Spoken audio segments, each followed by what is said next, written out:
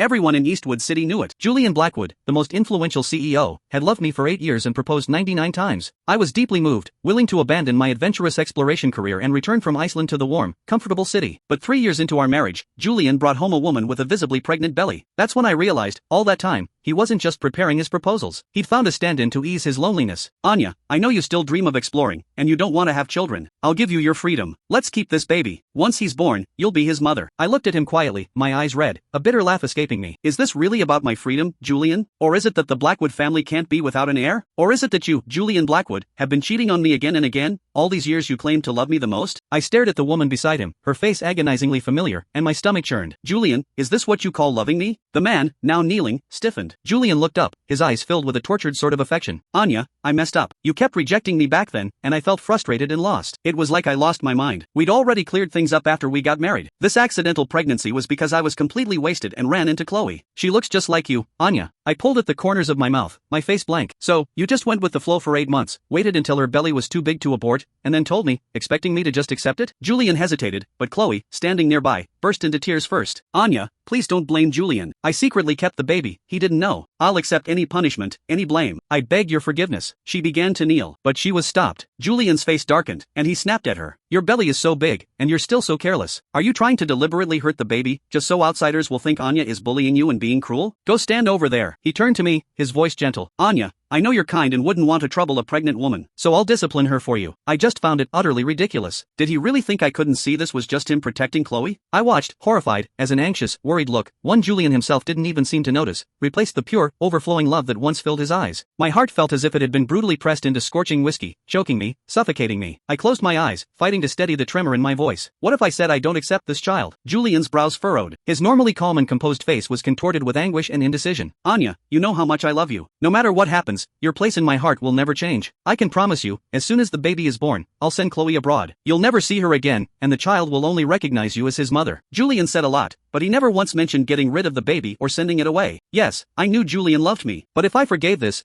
child would become a constant thorn in my heart, a constant anxiety, periodically piercing my flesh, making me relive the pain of betrayal unexpectedly. My gaze hardened. Just as I was about to speak, Chloe suddenly cried out. Ah, my stomach hurts so much. Julian, what do I do? Am I going into labor? Julian's face changed. He stood up without hesitation, scooping Chloe into his arms. Anya, I need to take her to the hospital. I'll come back and explain everything. But I clearly saw the mocking curl on Chloe's lips. Her face showed not a trace of pain. I bit my lower lip. Julian, don't go. He paused. If you leave now, then don't ever. I'm sorry, Anya. I'll take her to the hospital and be right back home, immediately. 10 minutes. The door slammed shut with a heavy thud, thrown by the man's hurried steps. The door closed, leaving the room utterly empty. My body slowly slid to the floor. Suddenly, I received a text message. It was a photo of hands clasped over a pregnant belly, with a message attached. A happy family, all together. So who's the third wheel now? My breath caught in my throat. The tears I'd fought back finally broke free, gushing uncontrollably. I clutched my phone, knuckles white. But before I could even process it, another call came in. It was Julian's mom, Vivian. Anya, I heard about the baby. You're angry, but you also need to think. You and Julian have been married for 3 years without a child. If you can't have one, are you going to stop someone else from having one? Don't get me wrong, but when this baby is born, won't you be the one who benefits? A free baby without the pain of childbirth. What's better than that? Vivian Blackwood had always had something against me. She used every chance to lecture me. I suddenly calmed down. You think this is a good thing? You're so open-minded about it. Maybe Julian was also brought home by his father, from someone else? Sure enough, the person on the other end erupted into a furious tirade. The moment my son was enchanted by you, I knew you'd be the biggest mistake of his life. I hung up the phone. Vivian's last words echoed in my ears long after. I was Julian's mistake, but wasn't he mine too? After Julian fell for me at first sight in college, he launched an intense pursuit. Even when I rejected him again and again, he never gave up. After graduating, I joined a world exploration team and flew to the Arctic. He followed closely, relentlessly declaring his love. His 99 meticulously planned proposal videos are still famous all over the internet. Even my heart, often so guarded, was finally moved by his daily persistence. For what I believed was true love, I put aside my dreams. But for someone accustomed to the freedom of wandering, trying to adapt to a stable life was incredibly difficult. I constantly suppressed the suffocating feeling of being trapped. Now, that pure, sincere love that first moved me was gone. Silence surrounded me. One thought became clearer and clearer in my mind. I never waited for Julian to come home. All I got was a complaining call. Anya, Mom said you cussed her out. Please understand. She just wants to hold a grandchild. Suddenly, I heard a woman's soft, whiny voice from the other end. Julian's voice cut off abruptly. Listening to the fumbling on the other end as he muffled the phone, I let out a breath and said softly, Julian, let's get a divorce. As expected, he disagreed, and started begging again. But I'd heard too many meaningless apologies.